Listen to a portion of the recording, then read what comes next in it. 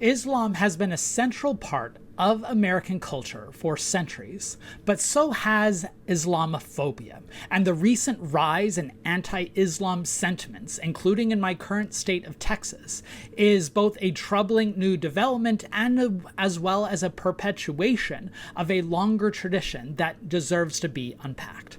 Now, Islam has a long and complicated history on the North American continent. It actually arrived on this land earlier than the British Empire and Protestantism, yet it has been marginalized both as a culture and as a faith, and its adherents are often categorized as un-American. And these intolerant actions represent a deeply illiberal tradition within the United States. It's sadly become news once again in recent months due to the rise of Islamophobia right here in Texas, where I currently live and teach. Just this last week, the governor, Greg Abbott, threatened funding to Dallas and Houston international airports over their Islamic ritual washing stations, again in an international airport. It has become a constant theme in Texas Republican politics. One statewide GOP official, Beau French, just this last month, tweeted about how anti-Islamic sentiments, he's thrilled to note, has become central and mainstream to the state's party, and that, quote, "I won't rest until every Muslim is gone." This should be ringing a lot of alarm bells for Americans, especially those who are committed to ideals of religious freedom. So in this video, I want to do a few things. I want to touch on the long and complicated history of Islam within the United States, including how it's evolved, both in practice and perception in the last century. I'll then explain this latest rise of anti-Islamophobia and how it fits within the broader cultural moment. And then I'll touch on how this rising bigotry reveals the hypocrisy embedded within our rhetoric of religious liberty, as well as the pitfalls of Christian nationalism. I often teach courses on American religious history, and my favorite article to start off the semester with my students is a chapter written by the scholar Rebecca Getz titled Barack Hussein Obama, America's First Muslim President? I'll link to the chapter. It's found in an excellent volume titled Faith in the New Millennium, but you can also find an introduction, or at least an overview of the chapter, in a lecture that Dr. Getz delivered, and I'll link to that video as well. The article uses the debates over Barack Obama's 2008 presidential campaign to raise two important points. One, talking about how anti-Islamic sentiment is often used as a tool to marginalize or disinherit certain individuals to claim that they are non-American. But second, to show that Islam has a much deeper and longer history within both the United States and the North American continent than many assume, and especially more than what the lazy Islamophobic caricatures that it's a new arrival in the nation seem to imply. Now, Islam first arrived on the North American continent through enslaved laborers, centuries before the British Empire and Protestantism arose. Many, though far from all, of those enslaved from Africa brought to the New World transported their Islamic faith with them, and it served as a foundation of strength for generations, even as it evolved and adapted. And at first, the Christian enslavers and the Spanish, eventually the Dutch and the French and the British, and then later the Americans, used that Islamic faith to their advantage, defining slavery as something that's based on civilization rather than race. And because these people were Islamic, that means they are not due the rights of being a human being and a Christian, which meant that conversion to Christianity meant that they could no longer be enslaved. So by the mid-1600s, you see a theological, political, and federal shift within many of these empires that change the definition of slavery away from one based on civilization and religion, you are enslaved because you are Islamic, to enslaved because of pigmentation and race. And that allowed slavery and Christianity to blend in the New World, and that conversion to Christianity by enslaved laborers justified the practice in the first place, that slavery was bringing religion and civilization to this continent and to these people. And conversion was therefore no longer seen as a tool for liberation, but a tool for further suppression. And slavery is recast as a benevolent patriarchal institution of creating a Christian family. Now, the enslaved on many of these plantations, and those who eventually become free, especially in the northern colonies, then adopt these Christian practices to their own ends, in part because Islam is still not granted the rights of a religion, first in the British Empire and then in the United States. And so Islam does not fully disappear, but it's often these Black Christian communities, these Black Christian churches, that become the hub of emancipation belief and anti-slavery activities. And Islam is often used as the foil against what is truly American Christianity versus what is un-American, things like Islam. And these marginalized religious groups, for instance, the Mormons, are compared to Islam. Joseph Smith is frequently denounced as an American Muhammad, noting that that means that it is un-American, it is undemocratic, and it does not fit within the United States system. But again, Islam does not fully disappear. It's just marginalized on purpose, and it's suppressed. But it remains a part, even quietly so, even after the Civil War, when many Black Americans go through a massive Christianization process and the creation of these many Black Christian churches. It's not until later that many are going to return to Islam. By the way, if you want to learn more about this through some moving stories as well as artifacts, the National Museum of African American History and Culture, one of the gems of our Smithsonian system, has an online exhibit on many of these artifacts that help tell the story about Islam in the early United States. I'll link to it in my video description. It's really worth a read. Before I go much further, just a reminder that if you enjoy this kind of historical content where we use evidence from the past to help better understand the world in which we now live, make sure you are subscribed to this channel. I do deep dives on topics every Monday. I connect the past to the present, like in this one, on Wednesdays. Then on Fridays, I pull back the curtains to talk about the historian's craft, either speaking with authors of new books, revisiting classics in the field, or looking at the sources behind common historical arguments so that you can develop your own historical tools. And if you want to give back, and I'm so grateful for the many of you who have given back, you can become a member of this channel, where for a nominal fee, you get early access to the videos, you get little icons next to your name when you leave comments, you can ask questions that I will answer in future mailbag episodes, but most importantly, you can feel good about supporting public-facing, rigorous scholarship. You can also subscribe to my free kit newsletter. I send out these, what they call broadcasts, every other week or so, with links and updates and announcements. And you can follow me on my different social media accounts, especially on Instagram, where I provide supplemental information. And please mark your calendar for this coming Monday, August 31st at 8 p.m. Eastern Time, 6 p.m. Mountain Time, where I'll be talking with the New York Times bestselling author Kristen Kobes-Dumé about her brand new book, Live, Laugh, Love, White Christian Women and the World They Made. It's a great sequel to her book, Jesus and John Wayne, which I'm sure many of you love. It's going to be great. It'll be on this YouTube channel. I'm really excited about it. But let's get back to today's topic. Many scholars point to the 1893 World's Fair in Chicago as the public entrance of Islam to the United States, which isn't entirely true because, as I've outlined, Islam has been in the United States for centuries before that moment, and it also overlooks the private facets of Islam that remained a part of the United States. But it did give the religious tradition a lot of coverage and a chance for many Islamic individuals to speak about their faith to the general public. And from that point on, there is a growth of both the awareness of as well as the presence of Islam in the United States in two different ways. One, within the African American community, who turned to Islam as a form of civil rights and reclaiming their identity outside of the racist traditions that they're encountering, and second, through immigration, especially through the Middle East. First, many African Americans turned to Islam as a point of liberation from the oppressive history and identity of Christianity.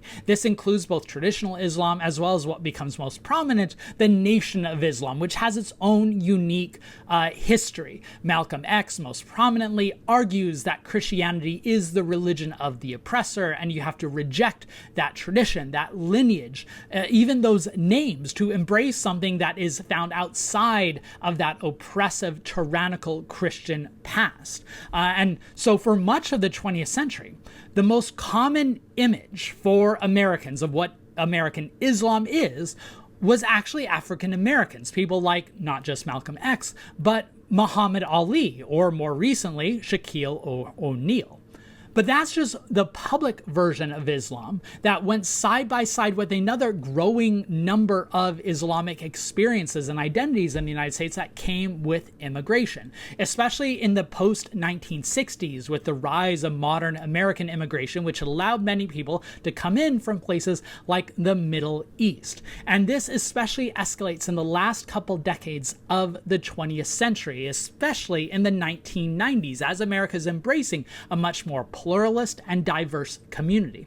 By 2001, there were over 1,200 mosques and Islamic centers in the United States, a gain of 25% since just 1995. Now, around 2 million Americans were connected with these centers officially, and an estimated 2 to 3 million unaffiliated Islamic Americans who may not have their names on the rolls. It's not as centralized and organized a type of system as some different religious faiths are. But to give you a sense of comparison, that number of Islamic Americans is greater than the number of American Presbyterians or Episcopalians.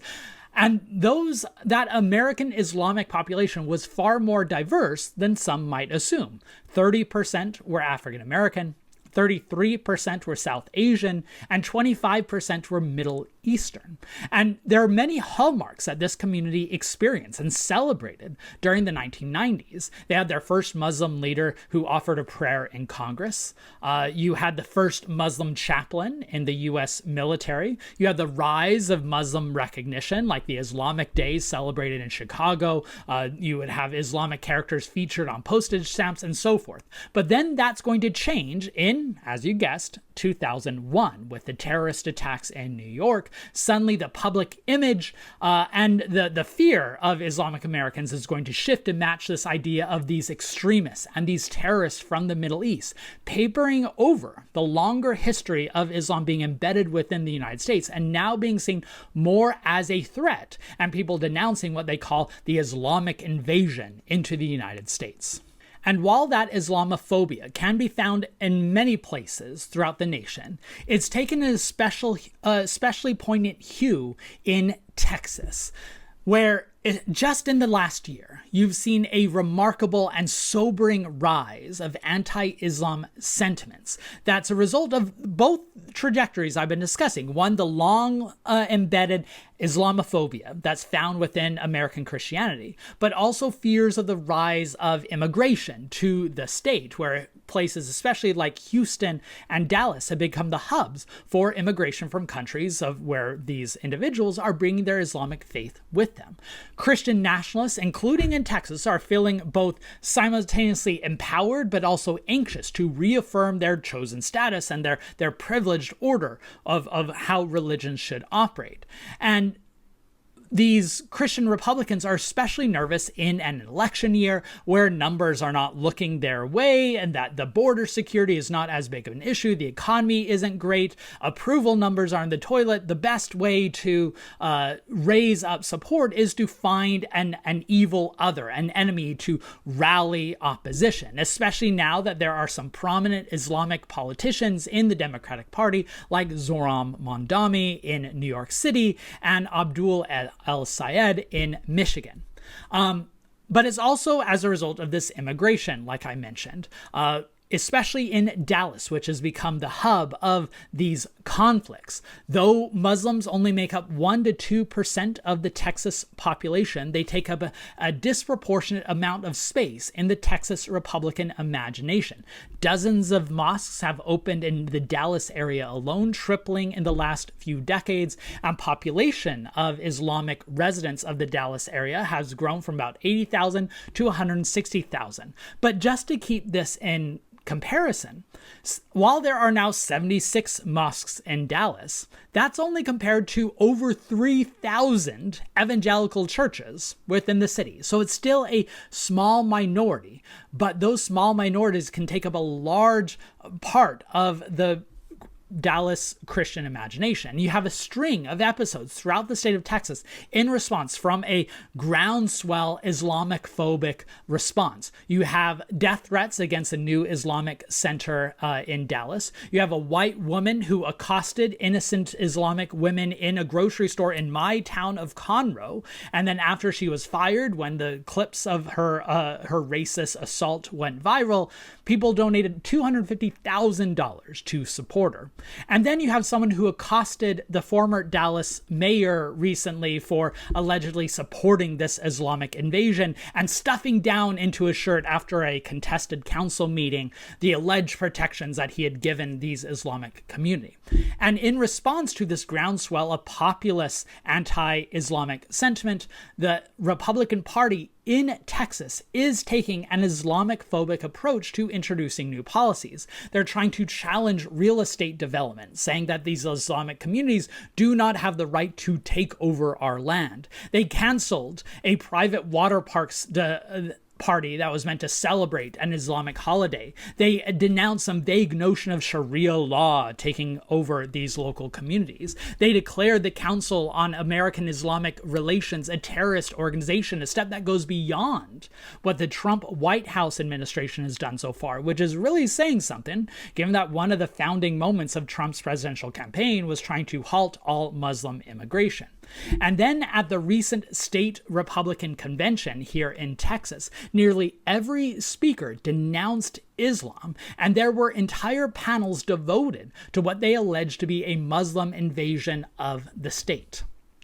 This is taking place simultaneously to and connected with a growing Christian nationalism throughout many of these Texas politicians, the placement of 10 commandments in classrooms and public places, as well as the addition of the Bible as required reading in classes, which in their minds is not trespassing those boundaries of church-state division. And all of this comes down to, again, dividing and defining what counts as religion and good religion versus bad religion, and how many of these people, when they define religious liberty, they are defining religion along white Protestant grounds, and those religions that do not fit those parameters are not granted those same privileges. They argue that Islam not only does not act like a religion, again showing how they're defining religion, but they say that Islam is inimical, antithetical, does not fit within our American society. Very similar to how Americans have cast out other religions like Mormonism and Catholicism in the past.